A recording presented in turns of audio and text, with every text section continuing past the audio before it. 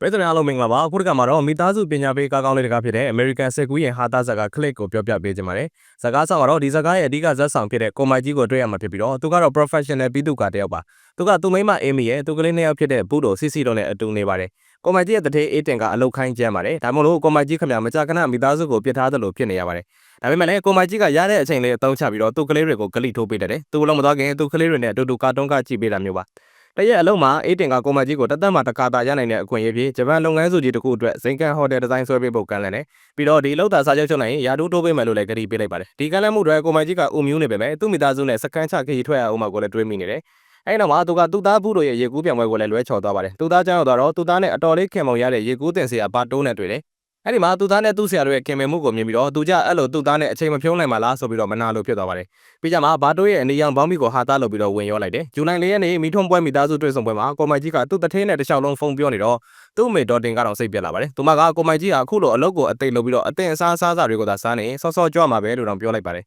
်အဲ့ဒါလို့ကိုမိုက်ကြီးကဖုန်းပြောမပြတ်ဖြစ်နေတော့မှသူ့ဖေကဥတက်တူကတော့ကလေးတွေကိုလက်လက်လေးတွေလုပ်ပြရင်းနဲ့ဖြောပြပေးနေတယ်အရန်သဘောကျသွားတဲ့ကလေးတွေကဘလို့လောက်တာလဲဖိုးဖိုးလို့မေးကြပေမဲ့ဥတက်တူကတော့မျက်လက်ဆရာတယောက်ကဘရောမှလျှို့ဝှက်ချက်ကိုမပြောပြရဘူးလို့တုံ့ပြန်လိုက်ပါတယ်အဲ့နောက်အိမ်ပြန်ရောက်တော့ခရီးထွက်မဲ့ကိစ္စရဲရွှေ့ဖို့ပြောတော့ကိုမိုက်ကြီးတို့လင်မြစကားများကုန်တယ်နောက်ဆုံးမှာတော့ကိုမိုက်ကြီးကသူ့မိမကိုစိတ်ပြေအောင်လုပ်လိုက်ပြီးတော့အာရှဘီသူက documentary တွေကြည့်နေသူ့ project အတွက်သူ့ဒေသနာစလုပ်လိုက်ပါတယ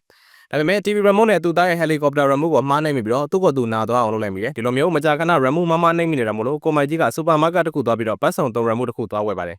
ယ်ကိုမိုက်ကြီးက remote ဝယ်ဖို့ဆိုပြီးတော့အဲ့ရတို့ရေချိုးကန်သုံးပစ္စည်းတို့လက်လီရောင်းတဲ့နေရာဝင်လာပြီးတော့ remote ပတ်ရှာတယ်ရှာတော့မတွေ့ပါဘူးအတော်လေးပင်ပန်းသွားတဲ့ကိုမိုက်ကြီးလည်းအဲ့ရတစ်ခုပေါ်ပြစ်လဲချလိုက်ပါတယ်အဲ့ဒီကနေပတ်ကြည့်လိုက်တော့ Beyond ဆိုတဲ့ store ဆိုင်လေးကိုမြင်ပြီးတော့မျက်စိကျသွားတယ်သူ့အတွင်းထဲကိုစစ်ဆေးဖို့ဝင်လာတော့သူ့ကိုဦးမုတ်တီလို့ခေါ်တဲ့လူထူးဆန်းကြီးတယောက်ကကြိုးဆိုလိုက်တယ်ကိုမိုက်ကြီးကသူ့ကြုံနေရတာတွေကိုပြောပြလိုက်တော့ဦးမုတ်တီကသူ့ကို Way Beyond ဆိုတဲ့ကိုတောင်ကြီးတဲ့ခေါ်သွားပါတယ်အဲ့ဒီမှာဦးမုတ်တီကထူးဆန်းပုံရတဲ့ remote တစ်ခုကိုဆွဲယူပြီးတော့ကိုမိုက်ကြီးကိုအလက်ကားပေးလိုက်တယ်ဦးမုတ်တီကဒီ remote ကနေတစ်ခုခုကိုချိန်ပြီးတော့နှိပ်လိုက်တာနဲ့သူ့ဘာသာသူအလုံးလုံးသွားလိမ့်မယ်ဆိုပြီးပြောပြတယ်နည်းနည်းစိတ်ရှုပ်ထွေးသွားတဲ့ကိုမိုက်ကြီးကဘာဖြစ်လို့ဒါကိုအလက်ကားပေးတယ်လဲလို့မေးလိုက်တော့ဦးမုတ်တီကလူကောင်းတွေဟာအနားယူဖို့လိုတယ်ဆိုပြီးတော့ပြန်ပြောပါတယ်ကိုမိုက်ကြီးကထွက်သွားတော့မလို့လုံးနေတော့မှလည်းဒီမုတ်တီကဒီပစ္စည်းကပြန်အမ်းလို့မရဘူးလို့ထပ်ပြောလိုက်တယ်ကိုမိုက်ကြီးအိမ်ပြောက်တော့ documentary ဆက်ကြည့်ပါတယ်ပြီးတော့ project design စဆွဲတယ်ဒါပေမဲ့မကြမီသူ့ခွေးလေးကသူ့ကိုလာနှောက်ရှက်ပါတယ်ခွေးလေးကအပြင်ဘက်ကိုကြည့်ပြီးတော့အသေးအတန်ဟောင်းတယ်အဲ့ဒီမှာစိတ်တိုသွားတဲ့ကိုမိုက်ကြီးကခွေးလေးကို remote နဲ့ထောက်ပြီးတော့အတန် short ခလုတ်ကိုဇက်တိုင်းလိုက်ပြီးတော့9မိနစ်လောက်အတန်တိတ်ပေးဖို့ပြောလိုက်တယ်အန်တဲ့ဆိုပဲခွေးလေးကအတန်ပြောက်သွားပါတယ်ဒါပေမဲ့ကိုမိုက်ကြီးကသူ့ပဲထင်အောင်ထင်မှားဖြစ်နေတာလားလို့ယုံနေတယ်ခွေးကိုအပြင်ထုတ်လိုက်တော့ခွေးကသူ့လဲမဲ့နေရာကိုအကြာကြီးရှာနေတယ်ဒါကြောင့်မလို့ကိုမိုက်ကြီးက remote နဲ့ထပ်ချိန်ပြီးတော့ရှေ့ကိုမြန်မြန်သွားတဲ့ခလုတ်ကိုနဲ့လိုက်ရမှာခွေးလေးကဦးစိန်ဘောထက်မြန်တဲ့အမြန်နှုံးနဲ့သွားနေလုံနေတာကိုမြင်ပြီးတော့ကိုမိုက်ကြီးအန်အောင်လို့မကုန်နိုင်ဖြစ်သွားတယ်အဲ့နောက်မှာတော့ကိုမိုက်ကြီးက super hero ဖြစ်လာဖို့လက်နက်ကောင်းတစ်ခုတော့ရပြီကွာလို့နောက်ဆုံးမှသိသွားတော့တယ်ပြီးတော့အဲ့ဒီ remote ကနေတက်ရှိဘဝတွေကိုထိန်းချုပ်နိုင်တာကိုလည်းသိသွားတယ်။နောက်ရမှာကိုမိုက်ကြီးက remote ကိုအသုံးချပြီးတော့သူ့အတိတ်ဘဝကိုပြန်ကြည့်ပါတယ်။အဲ့ဒီမှာသူ့ပေါ်တာတွေနဲ့အတူရေကန်လေးနှစ်ဘက်မှာဘောလုံးကန်နေကြတာကိုကြည့်ပြီးတော့ super hero ဖြစ်ဖို့လက်တလုံးလောက်သာလိုတော့တဲ့ကိုမိုက်ကြီးတယောက်မျက်ရည်များတောင်လဲသွားတယ်။တစ်ချိန်တည်းမှာပဲတီထွင်ပါရကိုဦးမုတ်တီကကိုမိုက်ကြီးကို remote နဲ့ပတ်သက်ပြီးတော့မေးစရာမြန်းစရာရှိလိုက်ရင်ဆက်သွယ်နိုင်ဖို့သူ့ဖုန်းနံပါတ်ကိုပေးလိုက်တယ်။အလုပ်ကိုပဲချစ်တယ်အလုပ်ကိုပဲမြန်လို့တယ်အလုပ်ကိုပဲလုပ်ချင်တယ်ဖြစ်နေတဲ့ကိုမိုက်ကြီးကမိသားစုညတာစားတာတွေငင်းခုန်ရံဖြစ်တာတွေရုပ်ဆွဆုံးသူမိမနဲ့လေထွန်တဲ့ခါမှာတော့မြန်မြန်ပြီးအောင်ရှေ့ရစ်ပလိုက်တယ်အဲ့လိုမျိုး10မိနစ်အမြန်စနစ်နဲ့လဲတော်နာကို remote ကိုညီနဲ့ဆောင်ရွက်ပြီးမှတော့ကိုမကြီးတယောက်အထွတ်အထိပ်မြန်မြန်ရောက်သွားတော့ကိုအန်အသက်စွာတီးလိုက်ရပေမဲ့သူမိမကတော့စိတ်ကျဉ်လန့်မှုမရှိတာကိုတီးလိုက်ရတယ်ပြီးတော့ညသာစားတော့ကသူပြောခဲ့တဲ့စကားတွေကိုရောသူလုပ်ခဲ့တာတွေကိုရောသတိမရတော့တာကိုလည်းသိသွားပါတယ်ဒါကြောင့်မလို့ဦးမုတ်တီကိုခေါ်ပြီးတော့ရှင်းပြခိုင်းတယ်အဲ့ဒီမှာဦးမုတ်တီကအမြန်ရင့်နေတော့မှခန္ဓာကိုယ်က auto pilot လုပ်သွားကြောင်းသဘောကတော့လူကပုံမှန်တိုင်းလှုပ်သွားပေမဲ့စိတ်ကတော့ကြော်သွားကြောင်းရှင်းပြပါတယ်ဒီနီလက်နဲ့ကိုမကြီးတယောက်သူ့ပုံမှန်ဘဝကိုဘာမှမမှတ်မိပဲနေနိုင်သွားနိုင်ကြောင်းသိလိုက်ရတယ်။အဲ့ဒါသိပြီးနောက်မှာတော့ကိုမကြီးတယောက်သူ့ဘဝရဲ့ကန့်လန့်ခံလာတဲ့အဖျားတို့ရေအေးချိုးရတာတို့နဲ့ရင်ကြောပိတ်တာတို့ကိုကြော်ပြစ်ပြီးတော့ရှေ့ဆက်နေတယ်။ပြီးတော့ဂျပန်စီးပွားရေးသမားကြီး Mr. Wasuhita ကိုသူ့ဒီဇိုင်းပြသရမှာလဲ auto pilot မုံနဲ့ချလိုက်ပါတယ်။တွဲဆောင်ပွဲကအတော်လေးအဆင်ပြေနေတယ်။ဒါပေမဲ့ကိုမကြီးတထေးအေးတင်ကဂျပန်တွေရဲ့ iconic baseball ကစားသမားတွေရဲ့နာမည်ကိုအာရှဟင်းလျာနာမည်တွေနဲ့မတော်တဆမှားပြီးတော့ပြည့်ရည်ပြုမိသွားတယ်။အဲ့ခါမှာ Mr. Wasuhita ကသူ့လူတွေကိုခေါ်ပြီးတော့တီးတန့်ဆွေးနေတော့တယ်။ဒါကိုကိုမကြီးကခိုးနှာထောင်ဖို့လုပ်ပေမဲ့ဘာမှနားမလည်ဘူး။ဒါကြောင့်မလို့ remote နဲ့အင်္ဂလိပ်ဘာသာစီကိုဘာသာပြန်လာပြီးတော့အတန်ချက်လိုက်တယ်ဂျပန်တွေကကိုမိုက်ကြီးရဲ့ဒီဇိုင်းကိုသဘောမကျဘူးဆိုတာသိလိုက်ရတယ်Mr. Wasuhita ကဒီအစည်းအဝေးကိုအဆုံးသတ်လိုက်ဖို့ပြောလိုက်တယ်ဒါပေမဲ့သူတို့ပြန်ရောက်လာတော့သူခိုးနှာထောင်ထားတာတွေကိုအသုံးချပြီးတော့ဂျပန်ကြီးတွေကိုပြန်ဆွဲဆောင်ဖို့လုပ်တယ်ကိုမိုက်ကြီးကဂျပန်တွေသဘောမကျတဲ့သူ့ဒီဇိုင်းကိုဖျက်ပစ်လိုက်ပြီးတော့အမြဲအများကြီးရနိုင်ဖို့အခန်းတွေအများကြီးတိုးချဲ့ထားမဲ့ဒီဇိုင်းအသစ်တစ်ခုနဲ့ကန်လှည့်လိုက်တယ်အဲ့ဒါလို့သူကဂျပန်ကြီးတွေဖြစ်ချင်တဲ့အတိုင်းသူ့ဒီဇိုင်းအသစ်ကိုပြောပြလိုက်တော့ဂျပန်ကြီးတွေအကုန်လုံးငါတို့တွေးထားတဲ့အတိုင်းမှလားလို့ဖြစ်ကုန်ပြီးတော့နောက်ဆုံးမှာတော့Mr. Wasuhita ကပြောလာပြီးတော့ကိုမိုက်ကြီးတို့ကုမ္ပဏီနဲ့စာချုပ်ချုပ်ဖို့သဘောတူလိုက်တယ်အဲ့တော့အိမ်ပြောင်းတော့အထူးတက်လဲအုပ်ခိုင်းနေတဲ့ကိုမကြီးကသူမိမနဲ့သူ့ကလေးတွေအတွက်လက်ဆောင်တွေဝယ်လာရင်းနဲ့မျက်နှာလိုတယ်သူရဲ့အဲ့ဒါလိုအသွင်ထူးနဲ့ရီမျိုးနေတာကိုကြည့်ပြီးတော့အေးမီကဘာတွေများပျော်စရာတွေးနေရတာလဲကိုမိုက်ရဲ့လို့မေးလိုက်တာမှာကိုမိုက်ကြီးကဘောတိုကြီးပါဇက်တက်လို့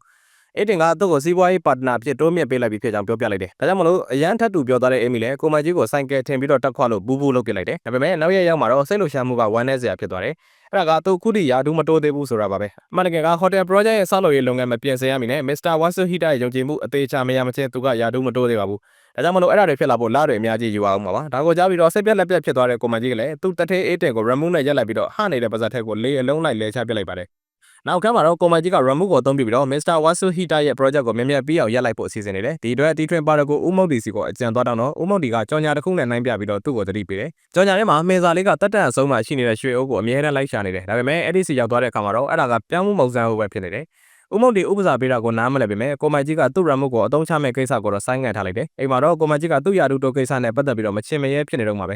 ဒါကြောင့်မို့အဲ့ဒီစိတ်ကသူ့ကလေးတွေအပေါ်ပါရောက်သွားတယ်ရောက်သွားပြီးတော့ကလေးတွေကိုပြဿနာရှာပြီးတော့ကလေးတွေပါအောင်ကိုကုန်ကြတယ်အဲ့နောက်သူမင်းမနဲ့စကားများတယ်နည်းနည်းကြာလာတော့ကိုမကြီးလည်းသူ့အမားကိုတိလာပါတယ်နောက်ဆုံးမှာကိုမကြီးကသူ့ရဲ့ super hero လက်နက်ပေါင်းလေးဖြစ်တဲ့ remove ကိုအသုံးပြုပြီးတော့သူယာဒူတိုးသွားတဲ့အထိရက်လိုက်တာမှာသူ့ကိုသူယာဒူတိုးပါတီမှာရောက်နေတာကိုတွေ့လိုက်ရမှရက်လိုက်တယ်အဲ့ကြောင့်မှအေးတင်ကသူ့ကိုယာဒူတိုးပေးဖို့အဲ့တနေ့လုံးဆိုင်းငံ့ထားတာကိုသိလိုက်ရတယ်အဲ့ဒီချိန်မှာလည်းသူနဲ့အေမီတို့ရဲ့ဆက်ဆံရေးကလည်းဝက်ချန်ပေးရောက်နေတယ်လို့ညက်ပတ်လန်စော်နေခဲ့ပါပြီဒါကြောင့်မလို့လင်မယားကွာရှင်းမှုအကြံပေးရေးကိုတော့မှအသွားနေရပါပြီသူကလေးမျိုးကလည်းကြီးလာပြီမလို့ကာတွန်းကားမကြည့်တော့သလိုအခုဆိုရင် CSI ကိုကြည့်နေကြပါပြီပြီးတော့အဲ့ဒီတောက်တွင်းမှာလည်းသူ့ခွေးလေးလည်းတည်သွားတယ်ဒါကိုသိပြီးတော့သူအတော်ဝမ်းနဲ့သွားတယ်လို့နောင်တာလည်းရသွားပါတယ်သူ့ကိုကြည့်ပြီးတော့အေမီကစိတ်ရှုပ်သွားပေမဲ့သူ့ယောက်ျားကိုနှစ်သိမ့်ပေးချသေးတယ်အဲ့နောက်မှာကိုမကြီးကသူပြောင်းလဲတော့မှဖြစ်ကြောင်းနဲ့သူမအတွက်ပိုကောင်းတဲ့ဘဲကြီးတစ်ပွဲဖြစ်လာတော့မှဖြစ်ကြောင်းအေမီကိုဂတိပေးလိုက်တယ်ပြီးတော့ကိုမိုက်ကိုထားမသွားပါနဲ့အေမီရဲ့လို့နှာရည်လဲရွှဲနဲ့တောင်းဆိုလိုက်ပါတယ်အဲ့ဒါလို့သူတို့လင်မယားအဆင်ပြေလာနေတော့အလိုက်ပြီလုံးနဲ့ကိုမိုက်ကြီးရဲ့ remove ကသူ့ဘာသာသူအော်တိုရှေ့ရက်လိုက်ပြီးတော့သူတို့ကိုလဲထွန်ပြီးမြောက်တဲ့အထိပို့ပစ်လိုက်တယ်အဲ့ဒီမှာသူကရှယ်ကောင်းနေပဲပဲသူမဲမကစိတ်မကျင်တဲ့သေးပဲနဲ့နဘေးမှာလှဲနေတာကိုမြင်လိုက်ရပြန်တယ်ကိုမကြီးကသူဘာခလုံးမှမလိုက်ပါပဲနဲ့လက်နဲ့ဆန်းကြီးကသူ့ဘာသာသူအရှိရစ်ပတ်နေတာကိုဗဟေလိဖြစ်သွားပါတယ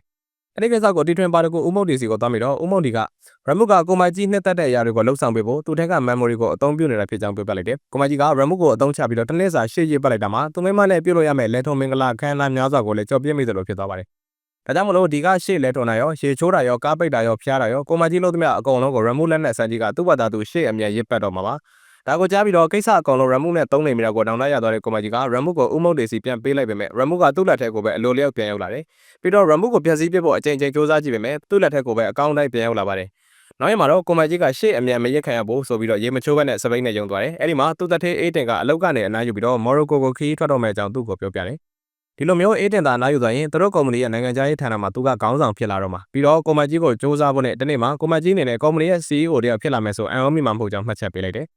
ရုတ်တရက်ပဲကိုမကြီးကအနာဂတ်10နှစ်တာကာလစီကိုပူဖောက်ဆိုပြီးရောက်သွားတယ်အဲ့ဒီမှာသူက CEO ဖြစ်နေခဲ့ပြီဖြစ်တယ်လို့အတော်လေးလည်းထောနေခဲ့ပါပြီဒါပေမဲ့သူ့မှာတေလောက်တဲ့အဝါလွန်နေတာကြီးကဖြစ်နေတယ်သူအိမ်ပြောင်းတော့သူကလေးတွေကလည်းဆယ်ကျော်သက်တွေဖြစ်နေကြပါပြီဦးတို့ကသူ့လိုပဲဖတီးပုတ်လေးဖြစ်နေတယ်လို့သူသမီးစစ်စီကလည်းပစ္စည်းပစ္စရာအစုံနဲ့ဖြစ်နေပြီမလို့တယောက်ယောက်နဲ့တောင်စတိတ်နေခဲ့ပြီဖြစ်ပါတယ်ပြီးတော့သူမိမနဲ့သူကကွာရှင်းထားပြီးဖြစ်တယ်လို့သူမိမကဘူးတို့ရဲ့ရေကူးတင်တဲ့ဆရာဘာတိုးနေတာမှပလုတ်ပလုတ်လုပ်လို့ရတဲ့အဆင့်ရောက်နေခဲ့ပါပြီသူတို့တွဲကိုမြင်ပြီးတော့ဒေါသတွေငယ်တိတ်ထိစောင့်တိုးလာတဲ့ကိုမကြီးကဘာတိုးကိုသူ့ပလနဲ့အနိုင်ကျင်တယ်အဲ့ဒီကနေသူမိမကပါနောက်မှပေါက်တဲ့ရွှေကြပင်ဘက်ပါပြီးတော့သူ့ကိုထုတယ်နှက်တယ်လို့တယ်လို့အေမီတို့ရဲ့ခွေးကပါသူ့မျက်နှာကိုတက်နှန်းလိုက်တော့ကိုမကြီးတယောက်နောက်လဲကြပြီးတော့နယံနဲ့ခေါင်းနဲ့အတိုက်မှာတတိလစ်သွားတော့တယ်အဲ့ဒီကနေနောက်ထပ်6နှစ်အကြာမှာတော့ကိုမကြီးတယောက်သတိပြန်ရလာခဲ့ပါတယ်သူမင်းမအေမီကလည်းသူ့ဘေးမှာရှိနေတယ်ပြီးတော့သူကိုပြော့ဝင်နေတော့ CAT scan နဲ့ချလိုက်တာမှာဝမ်းသာစရာသတင်းဖြစ်သူ့စီမှာကင်ဆာရှိနေတာတွေ့လိုက်ရကြောင်းဒါကြောင့်မလို့သူ့အနေနဲ့နှစ်အတန်ကြာကုသမှုခံယူရတာဖြစ်ကြောင်းပြောပြတယ်နောက်ထပ်သတင်းကောင်းနေနဲ့ကိုမကြီးတယောက်ကင်ဆာကိုအနိုင်ယူပြီးနောက်မှာ heart attack တစ်ခုကပါမောင်းလဲလိုက်မယ်ချက်မထားနဲ့လို့လုပ်ခဲ့ကြောင်းပြောပြတယ်အဲ့ဒါလို့အစိုးရကြုံကြတော့မှဒုက္ခတွေကခဏပါဖြစ်နေပြီးတော့မှတစ်ဖက်ကကောင်းကွက်မှာတော့ဒီလိုမျိုးအခါ1000လောက်ခွဲစိတ်ကုသမှုတွေခံယူလိုက်ရတာမလို့ကိုမကြီးရဲ့ body ကြီးကပိုနေတာတွေပြန်ရော့သွားပြီးတော့ပြန်ပိန်လာခဲ့ပါတယ်အဲ့တော့မှသူမိမရဲ့ယောက်ျားပြည့်နေပြီဖြစ်တဲ့ပါတိုးနဲ့လေးချင်းကန်လုပ်ပြီးတော့ပိန်လာခဲ့တဲ့သူသားဘူးတို့ကိုအလုံးမှာကိုမကြီးတို့လိုက်ရတော့အံ့အားသင့်သွားတယ်ကိုမကြီးကသူ့သားသူသမီးနဲ့သူ့အဖိုးဖွားတွေနဲ့အတူအပြင်ထွက်ရေကမ်းမုံလေးစားကြဖို့ဖိတ်လိုက်တော့သူသားကအဖိုးဦးတက်တူကဆုံးသွားပြီဖြစ်ကြောင်းပြောပြတယ်ဒါကြပြီးတော့ကိုမကြီးလည်းငိုပါတယ်ပြီးတော့ဦးတက်တူအုပ်ကိုစီကိုအလဲသွားတယ်အဲ့တော့မှကိုမကြီးက remove ကိုအသုံးပြုပြီးတော့သူ့အဖေကိုနောက်ဆုံးမြင်လိုက်ရတဲ့အချိန်ကိုပြန်ပေါ်လိုက်တယ်အဲ့ဒီမှာသူ့အဖေကသူ့ရုံးခန်းကိုလာပြီးတော့ဘူးတို့နဲ့အတူညစာလာစားဖို့ပြောနေတာကိုမြင်လိုက်ရတယ်ဒါပေမဲ့အော်တိုပိုင်းလုပ်ထားတဲ့သူကသူ့အဖေကိုကြည့်တော့မကြည့်ဘဲနဲ့ညင်းလိုက်ပါတယ်ဦးတက်တူကကိုမကြီးသဘောကျတဲ့လက်လက်လေးနဲ့သူ့သားကိုဆွဲဆောင်ဖို့လုပ်သေးပေမဲ့ကိုမကြီးကသူ့အဖေကိုအော်ပြစ်လိုက်တယ်။ဒါကြောင့်မလို့သူ့အဖေကတောင်းပန်ပြီးတော့မျက်ရည်တွေနဲ့အတူတူအခန်းထဲကနေထွက်သွားတော့တယ်။အခုတော့ကိုမကြီးမှာအရှက်နဲ့အပြစ်တွေသူ့စီမှာပြည့်နေကြပါပြီ။အဲဒီချိန်မှာဦးမုံတီပေါ်လာပြီးတော့ဦးတက်တူကိုအဝေးပို့လိုက်မိတဲ့အတွက်တောင်းပန်လိုက်တယ်လို့သူကသေချင်းလက်သားတယောက်ဖြစ်ကြောင်းကိုလည်းဝန်ခံလိုက်တယ်။ဒါကြောင့်မလို့စိတ်ဆိုးသွားတဲ့ကိုမကြီးကဦးမုံတီကိုတိုက်ခိုက်ပါတယ်။ဒါပေမဲ့ဦးမုံတီကပျောက်သွားပြီးတော့သူ့နောက်မှာပြန်ပေါ်လာတယ်။ဒါမှမဟုတ်သူ့ကိုပြောစရာကောင်းတဲ့နေရာတစ်ခုစီကိုပို့ပေးဖို့ remove ကိုခန့်လိုက်တယ်။အဲဒီမှာ remove ကရှေ့ကိုနှင်းအများကြီးရစ်လိုက်ပြီးတော့သူ့သားရဲ့မင်္ဂလာဆောင်စီသူ့ကိုခေါ်သွားတယ်။ အဲ့ဒီမှာသူ့မိကိုမြင်လိုက်ရပြီးတော့အရန်ပျော်သွားတဲ့ကိုမကြီးကသူ့မိကိုအကြာကြီးနမ်းလိုက်ပါတယ်ပြီးတော့အတောင်လဲစုံလုံးမကစုံလင်ခဲ့ပြီဖြစ်တဲ့သူသမီးစီစီကိုလည်းတွေးလိုက်ရတယ်အဲ့ဒီမှာအေးမီနဲ့လည်းစုံပြီးတော့သူတို့ကကြခုန်ကြတယ်အဲ့ဒါလို့ပျော်စရာလေးဖြစ်နေတော့မှာပဲသူသမီးကဘာတိုးကိုအဖေလို့ခေါ်လိုက်တာကြားပြီးတော့သူလည်း heart attack ရောက်သွားပြီးတော့အဖေမဖြစ်ရတော့တဲ့ဘဝလောက်နာကျင်စရာမရှိတော့ဘူးဆိုတာသိလိုက်ရပြီးတော့လဲကျသွားတော့တယ်အဲ့တော့မှကိုမကြီးတယောက်ဆေးရုံမှာနိုးလာပါတယ်အဲ့ညမှာသူ့သားနဲ့သူ့သမီးကလည်းသူ့ဘေးမှာရှိနေတယ်အဲ့ဒီမှာသူ့သားဖို့တော့ကသူ့စီးပွားရေးသဘောတူညီမှုတစ်ခုအတွက်သူ့ရဲ့ honeymoon ကာလကိုကြော်ပြစ်လိုက်မှကိုမကြီးသိလိုက်ရတယ်သူ့မတိုင်းသူ့သားကလည်းလုံနေပြီဆိုတာသိပြီးတော့ကြောက်သွားတဲ့ကိုမကြီးကနောက်ဆုံးကြံတဲ့အားလေးနဲ့အဆေးရုံအပြင်ဘက်ထိသူ့သားတို့နောက်ကိုလိုက်သွားတယ်ဒါပေမဲ့သူ့ခန္ဓာကိုယ်ကလက်မခံနိုင်တော့ဘဲနဲ့မြေကြီးပေါ်လဲကျသွားတော့သူ့မိသားစုအကုန်လုံးသူ့ဘေးမှာဝိုင်းလာကြပါတယ်အဲ့ဒီမှာကိုမကြီးကအတော်လေးတိုးတဲ့အတန်နဲ့ဘူးတို့ကိုမိသားစုကိုပထမဆုံးဦးစားပေးထားဖို့နဲ့သူသမီးစီစီကိုလည်းသူ့ဘေးမှာရှိမနေနိုင်ခဲ့တဲ့အတွက်တောင်းပန်ကြောင်းပြောလိုက်တယ်ပြီးတော့သူမဲမအေးမီကိုသူအမြဲတမ်းချစ်ကြောင်းပြောပြီးတော့တည်သွားတယ်ရုတ်တရက်ပဲကိုမကြီးတယောက်ဘတ်ဆိုင်မှာပြန်လုံလာတယ်ပြီးတော့သူကြုံခဲ့တာတွေကအိမ်မက်တွေပါလားလို့သိသွားပြီးတော့ဆောင်းရမ်းပြောသွားတယ်အိမ်ပြောင်းတော့လည်းသူ့မိသားစုကိုသူတို့နဲ့အတူအချိန်ဖြုံးတော့မယ်လို့ကတိပေးလိုက်ပါတယ်အဲ့ဒီချိန်မှာပဲရမုန်းနဲ့တူတူဦးမုံတီခြံထားခဲ့တဲ့အစာတစောင်ကိုတွေ့လိုက်ရတယ်အဲ့ဒီတည်းမှာဦးမုံတီကလူကောင်းတွေကအနားယူဖို့လိုတယ်လို့ရေးထားတယ်ပြီးတော့ခုရရှိတဲ့အချိန်တွေကိုကိုမကြီးတယောက်မှန်မှန်ကန်ကန်အသုံးချနိုင်မယ်လို့လည်းယုံကြည်နေတယ်စကားအဆုံးမှာတော့ကိုမကြီးကရမုကိုအမိုက်ပုံးနဲ့ပြစ်လိုက်တယ်ဒီတစ်ခါမှာတော့ရမုကသူ့စီကိုပြန်ရောက်မလာတာသိပြီးတော့အရန်ပျော်သွားရင်းနဲ့စကားလေးလည်းပြီးဆုံးသွားခဲ့ပါတယ်ခင်ဗျာ90မိနစ်အတွက်အထူးပဲကျေးဇူးတင်ရှိပါတယ်